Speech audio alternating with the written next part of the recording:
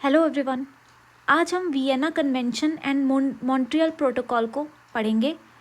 तो जैसा कि हमने पिछले कई लेक्चर्स में काफ़ी सारे कन्वेंशंस जो हैं उनको कवर किया हुआ है, इंटरनेशनल कन्वेंशंस को। आज ये उसी का नेक्स्ट पार्ट है जिसमें हम वियना कन्वेंशन को पढ़ने वाले हैं मेनली, और मॉन्ट्रियल प्रोटोकॉल इसी कन्वेंशन का एक प्रोटोकॉल है। तो वियना कन्वेंशन जो है वो पहला ऐसा कन्वेंशन है जिसको कि जितनी भी कंट्रीज़ इन्वॉल्व थी उन्होंने साइन किया है, और ये 1988 से इफ़ेक्ट में आ गया था। और यूनिवर्सल रैटिफिकेशन की बात करें तो 2009 से यूनिवर्सल रैटिफिकेशन भी इसको मिल गया था। अब अगर थोड़ी सी बेसिक्स की बात करते हैं तो अडॉप्ट किया था इसको 1985 में, फोर्स में आया 1988 से। ये क्या कहता है ये कन्वेंशन कि हमें ओजोन लेयर को प्रोटेक्ट करना है। ठीक है, ओजोन लेयर के प्रोटेक्शन की पहली बार यहाँ पे बात आती है, लेकिन यहाँ पे कोई लीगली बाइंडिंग रिडक्शन गोल्स नहीं रखे गए हैं। ठीक है, CFCs को लेके कोई रिडक्शन गोल्स नहीं रखे गए हैं कि आपको इतना रिड्यूस करना है इसकी अमाउंट। अब इसी चीज़ को रिड्यूस करने के लिए, टारगेट्स लाने के लिए हम एक प्रोटोकॉल लेकर आए हैं इसी कन्वेंशन के अंदर, जिसको हमने नाम दिया है मॉन्ट्रियल प्रोटोकॉल। ये वियना प्रोटोकॉल का ही एक पार्ट है, और ये बात करता है ऐसे सब्सटेंसेस की जो कि ओजोन लेयर को डिप्लीट कर रहे हैं। इस प्रोटोकॉल को डिज़ाइन किया गया है इस तरीके से कि ये ओजोन डिप्लीटिंग सब्सटेंसेस यानी कि ODS जो होते हैं उनके प्रोडक्शन और कंजम्पशन को रिड्यूस किया जा सके। ये कब से फोर्स में आया था? ये आया था फोर्स में 1989 से। अब यहाँ पर मॉन्ट्रियल प्रोटोकॉल के बारे में कुछ डिटेल्स हैं।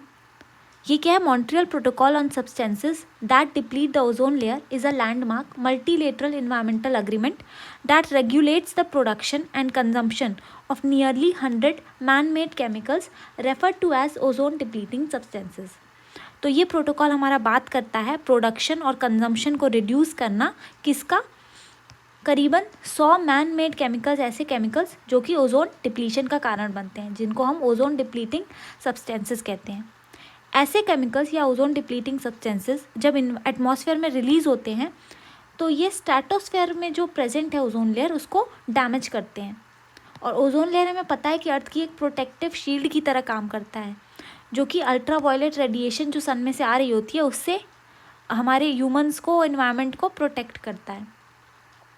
इस प्रोटोकॉल को जो अडॉप्ट किया गया था उसकी डेट है 16 सितंबर 1987, और 16 सितंबर को हम इसीलिए इस दिन world ozone day, international ozone day मनाते हैं।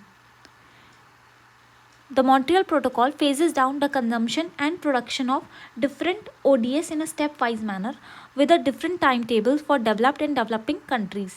ठीक है, एक स्टेप वाइज मैनर में डिफरेंट ओजोन डिप्लीटिंग सब्सटेंसेस के रिडक्शन की बात कर रहे हैं हम इस प्रोटोकॉल के अंदर, और डेवलप्ड और डेवलपिंग कंट्रीज़ के लिए हमने अलग अलग टाइमलाइन सेट की गई हैं। ठीक है, इनको आर्टिकल 5 कंट्रीज़ भी कहते हैं, डेवलपिंग कंट्रीज़ को। Under this treaty, all parties have specific responsibilities related to the phase out of the different groups of ODS, control of ODS trade, annual reporting of data, national licensing systems to control ODS imports and export, and other matters. Developed and developing countries have equal but differentiated responsibilities, but most importantly, both groups of countries have binding, time-targeted and measurable commitments. ठीक है, दोनों ही countries के लिए binding, time targeted और measurable commitments जो हैं वो set किए गए हैं। अब इसी कन्वेंशन के अंडर में एक फ़ंड भी इस्टेब्लिश किया गया है जिसका नाम है the multilateral fund for the implementation of Montreal protocol. Montreal protocol की इम्प्लीमेंटेशन के लिए एक मल्टीलेटरल फंड इस्टेब्लिश किया गया है। इस्टेब्लिशमेंट इसका 1991 में हुआ था under article 10 of the treaty. इस ट्रीटी के अंदर जो आर्टिकल 10 है उसके अंडर इसका इस्टेब्लिशमेंट हुआ था 1991 में। अब ये इसका ऑब्जेक्टिव क्या है? To provide financial assistance to developing countries whose production and consumption of ODS is less than 0.3 kg।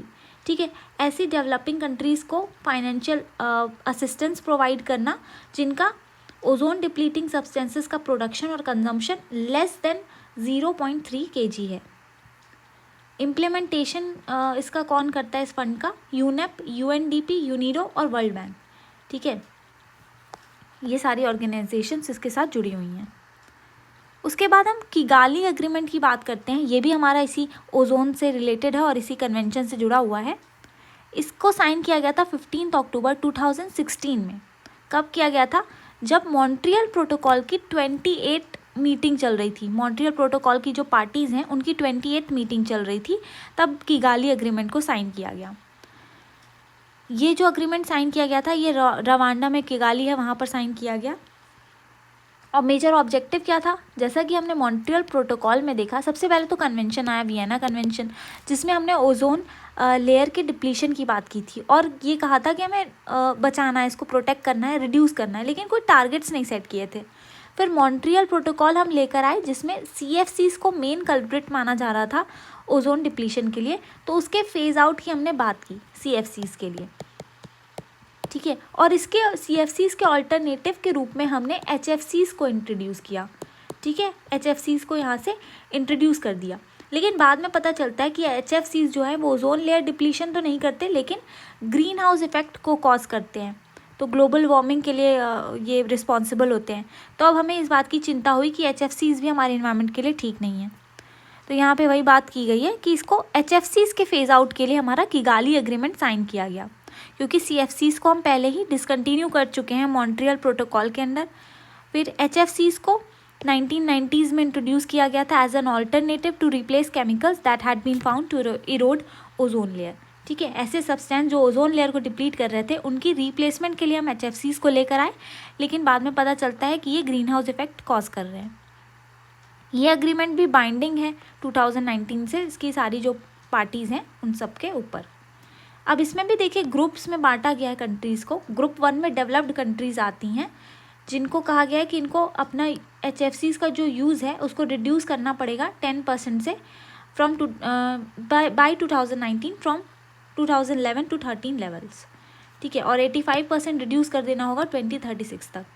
इसी तरीके से ग्रुप 2 में डेवलपिंग कंट्रीज़ आती हैं, ठीक है। इनको ट्रांजिशन 2024 से स्टार्ट करने को कहा गया है और इनके ऊपर भी कुछ टारगेट सेट किए गए हैं जो आप यहाँ पे पढ़ सकते हो। ग्रुप 3 में हमारी इंडिया, पाकिस्तान, ईरान, इराक और अरब के गल्फ स्टेट्स आ जाते हैं।